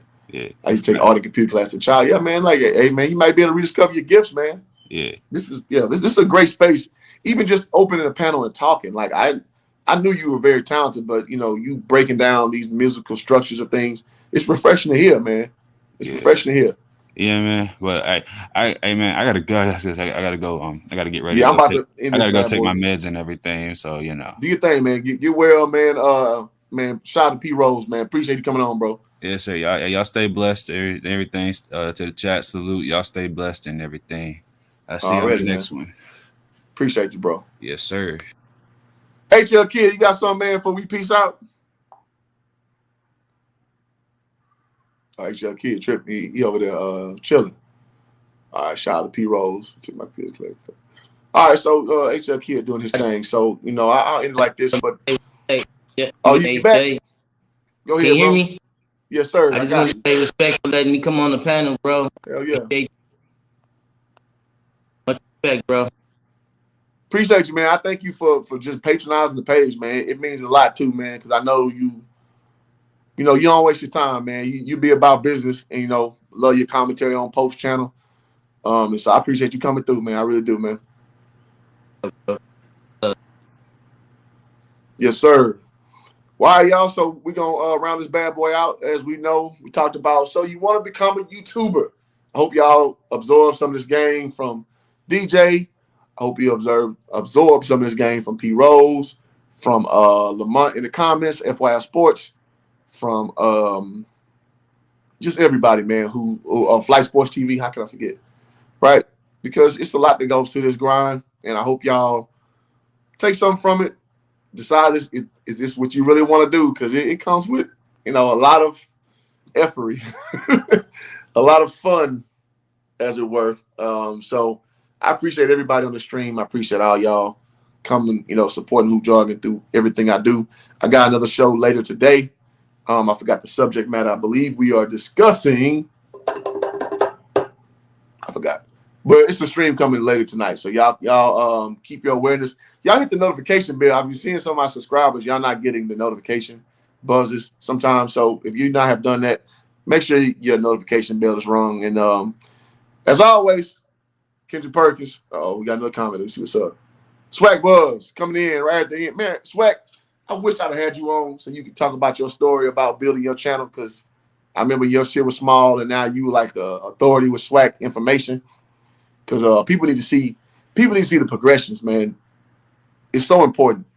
Because again, if you want to hop in and you want to learn about this YouTube game, the best way is see somebody who did it. Me, like I was so scared of putting videos out early because I was like, man, what do people like on the comment section, just talking reckless or whatever? But I just did it. Like literally, my first videos with me in my store, just talking about what I know, which is sports. And now it's at where it's at, building, relationships with so many other content creators. So no video is too small. Let me end with that. No video is too small. No idea is too small, because there is somebody who does want to hear your perspective if you're good at what you do. If your perspective is solid. Now, if you're on here just talking about some bullshit, now, good luck with that. However, it's so much that you can contribute to this world that you don't even understand. Man, shout out to 47 once again. Said keep it coming. I really appreciate this. Shout out to everybody who super chatted on the stream. You're much appreciated, man. Sometimes it's so overwhelming and humbling that people will pay, to watch me, talk. And I really appreciate that, because I do the same for other people. Y'all know I super chat all the time. Let me know your next time y'all do a live. I got you, Swag. I'll hit you up on Insta next time we do something. So let's put our good old thumbnail back up there. So you want to be a YouTuber. And as always, you know how we end the show. Kendrick Perkins, take us Shout out to Hoop Jargon, man. I'm gonna add you to the crew, man. This crew called Hoop Jargon. They've been getting at it, man. They the ones that's gonna grill you, man, because they majority are all Houston people. So that's Shout out to Hoop Jargon. Shout out to Hoop Jargon.